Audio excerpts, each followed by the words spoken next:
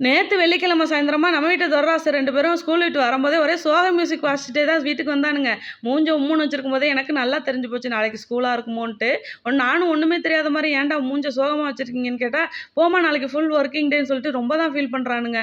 ரொம்பலாம் ஃபீல் பண்ணாதீங்க ஒழுங்கா ஸ்கூலுக்கு கிளம்புங்கன்னு சொல்லிட்டு, காலையிலேயே லஞ்ச் எல்லாம் பேக் பண்ணி ஸ்கூல்ல கொண்டு விட்டுட்டு, நாங்களும் ஊருக்கு போக வேண்டிய வேலை இருந்துச்சு ஒரு பேங்க் விஷயமா. அதனால காலையிலேயே சாப்பிட்டுட்டு ஊருக்கு கிளம்பிட்டோம். போற வழியில ஒரு டீ கடையில டீ குடிக்கலான்னு சொல்லிட்டு இறங்குனா, ஸ்கூல் படிக்கிற பொண்ணு ஒரு சின்ன பொண்ணு தான் டீ போட்டிருந்தது அவங்க அம்மாவுக்கு ஹெல்ப்பா. அவ்வளோ சூப்பரா டீ இருந்தது. டீயும் குடிச்சு முடிச்சுட்டு பேங்க் கிளம்பியாச்சு. அங்க போனா ஒரு வேளைக்கு 2, 3 வேலை ஆயிடுச்சு. எல்லா வேலையும் முடிச்சுட்டு அண்ணி வீட்டுக்கு போயாச்சு. இங்க வாங்களேன் நம்ம வீட்ல ஒரு அதிசயம் இருக்குன்னு சொல்லிட்டு பின்னாடி கூட்டி போனாங்க. அங்க போய் பார்த்தா ஒவ்வொரு எலுமிச்சம்பழமும் கொய்யாப்பழம் சைஸுக்கு அவ்வளோ பெருசு பெருசா இருக்கு. இதெல்லாம் பார்த்தா நம்ம ஃபோன கையில வச்சுட்டு சும்மா இருக்க முடியுமா? ஒரு வீடியோ, ஒரு ரீல்ஸ்லாம் எடுத்துட்டு சூப்பரா பிள்ளைங்களோட என்ஜாய் பண்ணிட்டு அண்ணி கருவாட்டு குழம்பு வச்சிருந்தாங்க. அதையும் சாப்பிட்டுட்டு ஓசியில எலுமிச்சம்பழம் குடுத்தா வேணான்னு சொல்ல முடியுமா? அதையும் தூக்கிட்டு நம்ம வீட்டுக்கு வந்தாச்சு.